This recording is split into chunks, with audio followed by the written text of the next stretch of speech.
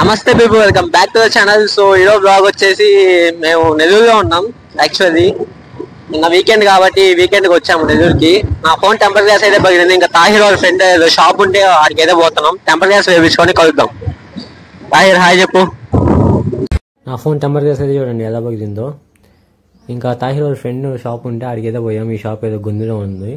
ఇంకా temper glass వేపించేసుకొని ఏదో juice ఉంటే జ్యూస్కి అయితే వెళ్ళాము. సో జ్యూస్ తాగేసి ఇంటికైతే వెళ్ళిపోయా. బొమ్మ చూడండి భలే ఉంది అసలుకి.